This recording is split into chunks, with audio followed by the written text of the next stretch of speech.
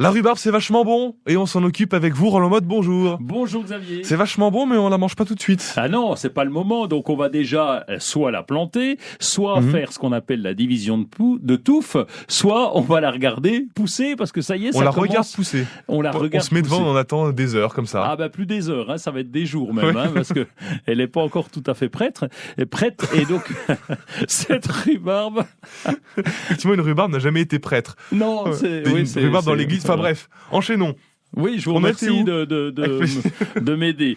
Alors, cette rhubarbe, eh bien, elle a besoin, juste si vous la plantez simplement, et si vous arrêtez avec votre histoire d'église et de prêtre, eh bien, on va la planter dans un terrain plutôt lourd, plutôt compact. D'habitude, on dit toujours que les plantes vont dans des terrains plutôt légers, machin, etc. Enfin, ça dépend des plantes. Et elle, eh bien, elle s'adapte bien à des terrain lourd et profond.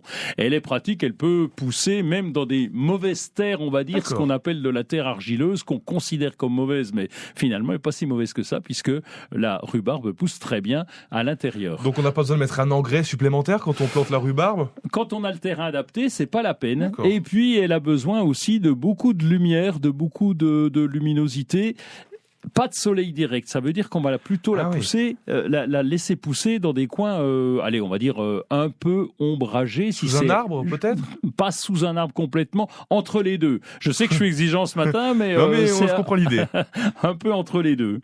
Bon, ensuite on fait quoi ? La division, tiens, c'est ça que je voulais voir avec vous. Oui, la division de touffe, ça je vous l'ai déjà expliqué 4 fois, vous voulez que je réexplique ? Oui, en 2 mots pour ceux qui nous rejoignent. En 2 mots, eh bien, il y a des plantes qui sont vivaces et qui développent leurs racines et qui, la partie aérienne, c'est le cas de notre rhubarbe, la partie aérienne va disparaître pendant l'hiver. Mais les racines sont toujours là. Et la division de touffe, ça veut dire qu'on parle des touffes de racines qu'on va diviser, qu'on va couper en deux, on va en prendre un bout et on va le replanter ailleurs.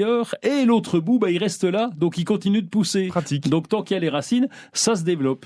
On plante, on divise à l'heure où on se parle, mais on mange quand, Roland ? Ah, on mange le pétiole. Vous savez ce que c'est le pétiole ? De quoi ? D'accord, c'est la tige qui tient la feuille. Vous avez déjà vu Ah oui, la grande tige, oui. Oui, la grande tige. La tige, quoi. Qu'on appelle la grande tige, d'ailleurs. Tout le monde appelle ça la grande tige. Oui, puis d'autres appellent ça le pétiole, mais à tort, bien sûr. Et donc, c'est lui qu'on mange parce que la feuille, elle n'est pas comestible, et donc on va manger ces pétioles. Donc, comment ? Vous le savez, ça en tarte, en confiture. Cru, pas trop, hein. Ah, cru, c'est plus rare, oui. Mais bon, certains la mangent crue comme ça, elle craque au bout, mais c'est quand même très, très acide, ça pique un peu.